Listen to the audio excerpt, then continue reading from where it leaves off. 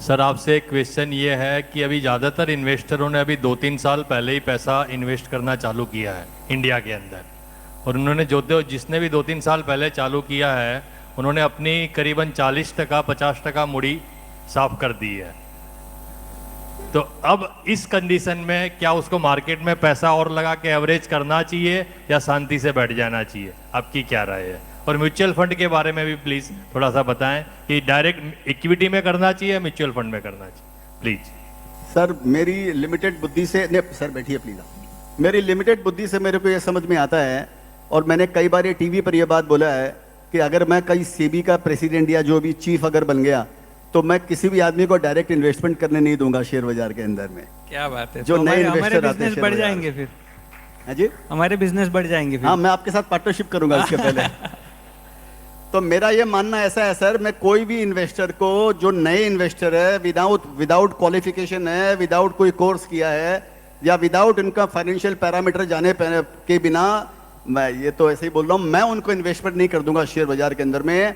यहाँ पर success rate आपको मालूम होना चाहिए। आपने खुद बोला कि 40-50% मूडी साफ हो गया। आप कितनी बड़ी बात बोल रहे हैं, आप समझने की चेष्टा कीजिए आप। उसके बाद भी आप बोल रहे हैं मैं एवरेज करूंगा, इसका मतलब आप नहीं समझ रहे हैं सर। नया आदमी के लिए समझना मुश्किल है। हम लोगों ने पूरी जिंदगी यहाँ पर गुजार दी है, और जब तक वो सॉल्यूशन आंसर जानते हैं तब तक वो बोलते हैं ना जिंदगी क्वेश्चन पेपर चेंज कर देती है।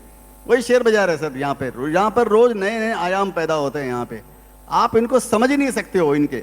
और इसके लिए जो मैं यहाँ पर समझाऊं सर, यहाँ पर सक्सेस के लिए पढ़ाई इंपॉर्टेंट नहीं है, मैंने इंपॉर्टेंट है। मेरा एक कोट है sir, no academic degree can get you success in stock market. Stock market में सक्सेस होने के लिए सबसे इंपॉर्टेंट चीज मेरे ख्याल से है अनुभव, एक्सपीरियंस। और जब तक आप यहाँ पर गिरेंगे नहीं, जब तक आपने बेयर मार्केट नहीं देखा है, जब तक आपने रातों की नींद नहीं खोई है, तब तक आप यहाँ पर सफल नहीं हो सकते हो। ये ब्रह्म वाक्य है मेरे ख्याल से, जो मैं समझता हूं, ये लिखा हुआ है। आप कभी भी इसको आप टेस्ट कीजिएगा इन चीजों को। तो नया आदमी जो आता है ना सर, आप सपने देखकर शेयर बाजार में मत आइए कि आपको लगता है कि मैं आऊंगा, तोड़ दूंगा, फोड़ दूंगा, अरे मैं अरबपति बन जाऊंगा, करोड़पति बन जाऊंगा, इसको जीत लूंगा, उसको जीत लूंगा। ऐसा कभी नहीं हो सकता है साहब। ये राज कपूर की पिक्चर नहीं है श्री 420 की, 100 रुपए में आपको घर दे देंगे आपको यार। तो ये इस बोलकर मेरी ये राय है कि हर अंदर नया आदमी को अपनी शुरुआत करनी चाहिए सर म्यूचुअल फंड से। और म्यूचुअल फंड से शुरुआत कीजिए और फिर आप अपने आप को तोलते रहिए। पहले मॉक ट्रेडिंग कीजिए या मॉक इन्वेस्टमेंट कीजिए या अपना ज्ञान बढ़ाइए। 3-4 साल 5 साल आप लगाइए शेयर बाजार के अंदर में। उसके बाद में फिर आस्ते आस्ते आप उसको वो करने की चेष्टा कीजिए, डायरेक्ट इन्वेस्टमेंट करने की चेष्टा कीजिए। पहला बात। दूसरी आपका बात का जवाब, इसका उत्तर मेरे पास में नहीं है सर कि एवरेज करना चाहिए या क्या करना चाहिए, क्योंकि जब हम शेयर बाजार की बात करते हैं तो हम 5000 स्क्रिप्ट की बात करते हैं।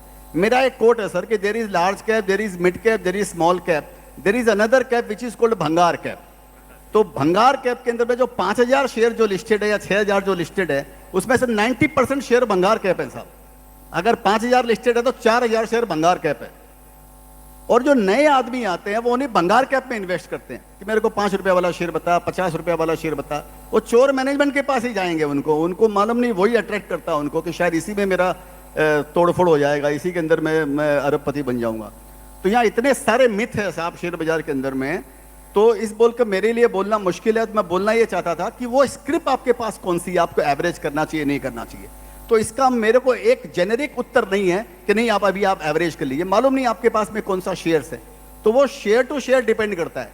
एक थंब रूल ऐसा है कि जो भी मार्केट अगर ऊपर से 50-60% घट गया है, जो चाहे इंडेक्स चाहे 15% ही घटा हो, मिड कैप 60% 50% 70% तक गिर चुके हैं यहाँ पे।